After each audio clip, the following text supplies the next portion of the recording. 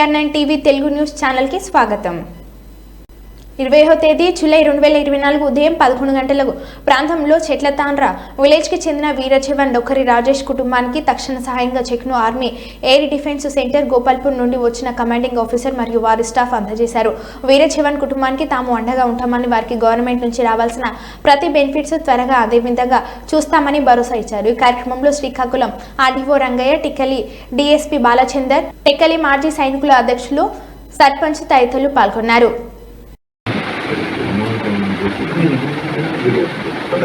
Association की तरफ से हर रैंक वाइज మన అబ్బాయి పనిచేస్తుంది కాబట్టి ఆర్మీ ఏడీ అసోసియేషన్ ఉంటుంది. దానికి అయితే కొంత గ్రాంట్ ఇమీడియట్గా మీకు ఇవ్వడానికి సార్ తీసుకొచ్చారు. అది మీ పేరు మీద ఉన్నారు, మా మీ పేరు మీద ఉన్నారు. అది ఇమీడియట్గా మీ బ్యాంకులు జమ చేస్తే మీకు అది క్రెడిట్ అవుతుంది, మీకు అవసరాలు ఉపయోగపడుతుంది.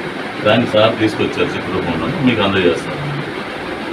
उसके बाद बीसी वाले को तो बताइए, बीसी वाला जो फर्स्ट ब्रांच में 1 लाख रुपये मिलता है, उसके बाद सेकंड ब्रांच में 7 लाख रुपये है और नेटवर्क वो सब आएगा. बैंक का जो डीएसपी अकाउंट के थ्रू जो इंश्योरेंस है वो सारा डॉक्यूमेंटेशन ఇదే మొదట మీరు వెరిఫై చేస్తున్నారు. తర్వాత బ్యాంక్ నుంచి కూడా వస్తుంది. బ్యాంక్ నుంచి కూడా 20 లక్షల రూపాయలు చేస్తున్నారు. డిఎస్పీ అకౌంట్ అది మీకు తెలియదు. అవన్నీ రికార్డ్ పరంగా మనం దాన్ని చేసిన తర్వాత అక్కడి నుంచి వస్తాం. బ్యాటరీ క్యాజువల్టీ రావడం వల్ల 3 రకాలు మీకు డబ్బులు వస్తాయి. అది ఒక్కొక్కటి ఎప్పుడు వస్తాయంటే మన డాక్యుమెంట్ అని తయారు చేసి పంపినప్పుడు వస్తాయి. సార్ అక్కడి నుంచి ఏడీ అసోసియేషన్ స్టాఫ్ ఇచ్చిన మీకు అందజేస్తారు. దాని తర్వాత మిగతా ఈ డాక్యుమెంట్లు పంపిన తర్వాత అబ్బాయి నాతో టచ్లో మీకు చెప్తాను, ఆయనకి ఏం చేయాలో చెప్తాను. ఎందుకంటే మనకి ఏదైనా సరే ఇక్కడ జిల్లా సైనిక వెల్ఫేర్ ఆఫీస్ ఉంటారు, ఆ మేడం గారు వచ్చారు. ఆ తర్వాత దానికి మేము మధ్యగా ఉండి మేము అన్నీ చేయిస్తాం, ఇబ్బంది ఏం లేదు. बात किया तो अवसर से बात किया था, हमने इसका जो भी कार्रवाई होगा तब बाकी हम इधर भेज देंगे. क्योंकि सैनिक वेलफेयर अफसर आ नहीं पाए क्योंकि उनके मैसेज में जाने तो हमारी तरफ से जो भी रिकॉर्ड्स का डॉक्यूमेंटेशन है हमारे साथ आए हैं, तो अभी हम यहाँ पर डॉक्यूमेंटेशन सब कर लेंगे, है ना, जितना यहाँ होता है. बाकी फिर कुछ काम जो सैनिक वेलफेयर ऑफिस से है वो है ना, और कुछ बैंक का है तो मंडे या जब मस्ते में जो भी इधर का उनको जो भी चाहिए सर वो हेल्प हम करेंगे.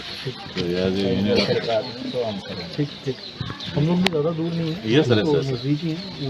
रिकॉर्ड्स वाला सारा जितना हमारी तरफ से. అందరికీ నమస్కారం అండి. మేము జిల్లా ఎక్స్ సర్వీస్మెన్ ఫెడరేషన్ శ్రీకాకుళం నుంచి వచ్చాం. అలాగే మా తోడు టెక్కలి అసోసియేషన్ ప్రెసిడెంట్ గారు కూడా వచ్చారు. ఈరోజు ముఖ్యంగా మన డొక్కర్ రాజేష్ గారు ఎవరైతే వీరమరణం చెందారో 15 జూలై 2024లోని దౌడారి జేఎండ్కే సెక్టర్లోని మన ఆటంకవాదులతో పోరాడుతూ ఆయన వీరమరణాన్ని చెందారు. ఆయనకి ఇమీడియట్ అసిస్టెన్స్ ఇవ్వడానికి మన ఏఐడి ఆర్మీ ఎయిర్ డిఫెన్స్ మన గోపాల్పూర్ నుంచి అక్కడి నుంచి మన ఆఫీసర్స్ రావడం జరిగింది, అలాగే జవాన్స్ రావడం అయింది. ఇది ఎందుకని మీ అందరికీ చెప్పాల్సిన అవసరం ఉంది. ఎందుకంటే ఒక ఆర్మీ జవాను ఇలాగ ఒక బ్యాటిల్ క్యాజువల్టీ చనిపోయినప్పుడు ఆయనకి ఇమీడియట్ అసిస్టెన్స్ కింద కొంత అమౌంట్ ఇవ్వడం జరుగుతుంది వాళ్ళ ఫ్యామిలీకి, వాళ్ళకి ఇబ్బంది లేకుండా ఉండడానికి. అది ఇవ్వడానికి అక్కడి నుంచి స్వయంగా ఒక సీఓ రావడానికి ఫస్ట్ టైం నేను చూస్తున్నాను. నేను ఎంత సర్వీస్ చూసాను ఎంతాను, అక్కడ ఒక కమాండింగ్ ఆఫీసర్ రావడం అనేది చాలా గర్వకారణం. అంటే మీకు అర్థం అవ్వాలి ఈ బలిదానం ఎంత గొప్పదని చెప్పేసి. మన ఎక్కడో శ్రీకాకుళం జిల్లా మారుమూలలో ఉన్న చెట్ల తాండ్రకి రావడం అనేది అది రియల్గా మేము చాలా గర్వపడుతున్నాం సార్. ఆయన ఎందుకంటే ఎంతోమంది ఆర్మీలు ఉంటారు, నేవీలు ఉంటారు, ఎయిర్ ఫోర్స్లో వర్క్ చేస్తుంటారు. బట్ ఇలాంటి బలిదానం, ఇలాంటి గొప్ప ఇది రావడం అనేది వాళ్ళ తల్లిదండ్రులు చేసుకుని పూర్వజన సుకృతం అనుకుంటాను. నిజంగా చెప్తున్నాను. ఆ డొక్కర్ రాజేష్ గారు మాత్రం నిజంగా ధన్యులు. మీరు ఆ రోజు చూసుంటారు 18 జూలై ఎంత గ్రాండ్గా ఇంతలుగా ఫినరల్ జరిగిందనే విషయం. దీనికి కారణం ఏంటి, మనం మనలోని దేశభక్తి మన పిల్లలకి కానీ ఎవరికైనా తెలియజేస్తుందంటే మనం ఎంత దేశభక్తి ఉంటే అంత మనకు గౌరవం దక్కుతుందండి.